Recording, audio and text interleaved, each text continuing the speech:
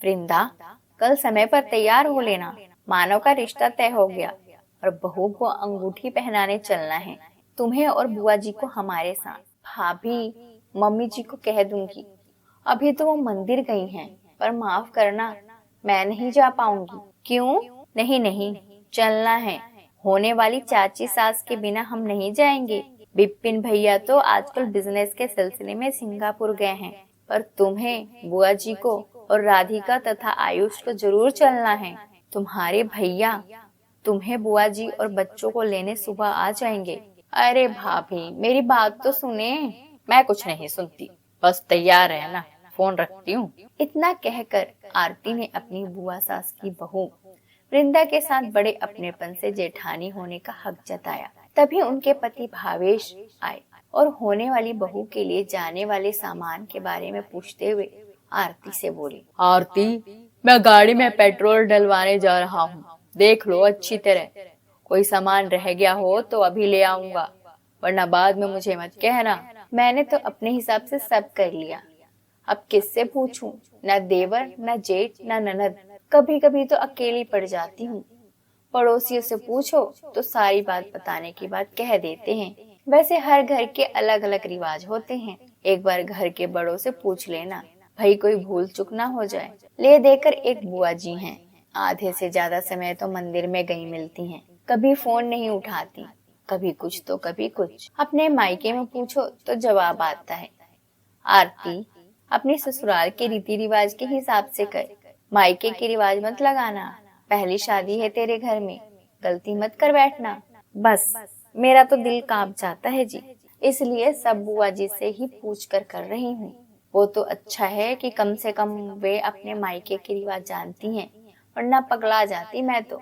अच्छा बौखलाओ मत, कुछ भूल भी गए तो वहाँ से खरीद लेंगे। अगले दिन आरती के पति अपने घर से मात्र 1 घंटे की दूरी पर रहने वाली अपनी बुआ और उनकी बहू तथा पोते पोती को लेकर आ गए। उधर आरती के दोनों भाई भाभी भी तय समय के अनुसार उनके घर पहुंच गए। चलने से पहले आरती ने फिर से कहा, मैं भूली तो नहीं ना कुछ? बुआ जी, चलने से पहले कुछ करना तो नहीं? अपने देवी देवताओं को नमन करके चलना बहू, सब काम राजी खुशी हो जाए। ये मानव क्यों इतना सजा धजा खड़ा है? दादी, मैं भी तो चलूंगा आपके साथ, है ना मम्मी? बहू, हमारे मायके में तो ये रीत नहीं थी, तूने नहीं बनाई क्या शादी से पहले?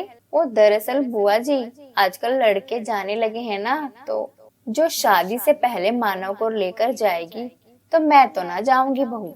लड़की वालों के घर में भी बड़े बुजुर्ग होंगे, क्या सोचेंगे भला कि लड़का अपनी ही शादी पक्की करने पहुंच गया। भावेश, मेरे लिए टैक्सी मंगवा दे, वृंदा और बच्चे तुम्हारे साथ चले जाएंगे। चलने दो ना मम्मी जी, थोड़ा बहुत तो जमाने के हिसाब से भी कर लेना चाहिए। देख वृंदा, और सारी बात, पर रीति रिवाजों के साथ यूं मजाक मुझे पसंद नहीं। एक तरफ तो ये आरती कह रही है कि बुआ अपने मायके के कायदे कानून के अनुसार बताओ, और दूसरी तरफ शादी से पहले लड़के को ससुराल में ले जाने को तैयार कर दिया। चला दिया ना दोगला रिवाज। खैर, मानव एक समझदार लड़का था, बात उलझती ते खुद ही बोल उठा, मम्मी, मैं तो अपनी दादी के हिसाब से चलूंगा। दादी ने कह दिया कि शादी से पहले लड़का नहीं जाता, तो उनकी बात मानी जाएगी। इस तरह मानव को छोड़कर सब लोग रवाना हो गए। लड़की वालों ने बड़े ही शानदार तरीके से स्वागत सत्कार किया। चाय नाश्ते के बाद दादी ने आरती को हुक्म दिया, आरती, अब शुभ मुहूर्त है, इसलिए भोजन से पहले ही बहू की अंगूठी की रस्म कर लो। पंडित जी भी आ चुके हैं।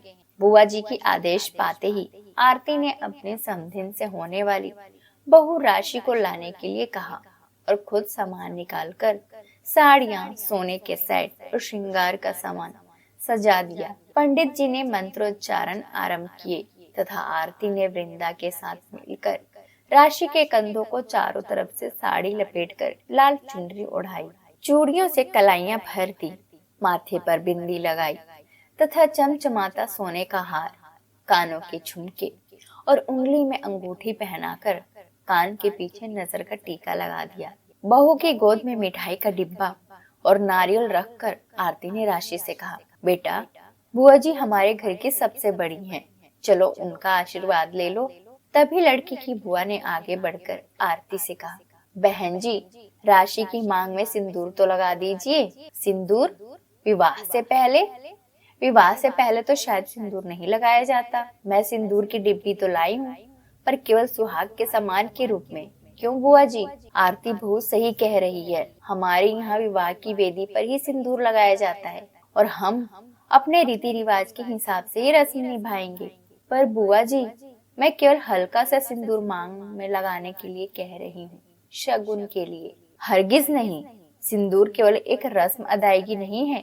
मंत्रों के साथ पति के हाथों ही फेरों के समय स्त्री की मांग भरी जाती है, जिसके साथ वर वधू का भावनात्मक जुड़ाव होता है। क्यों पंडित जी, क्या मैं गलत कह रही हूँ?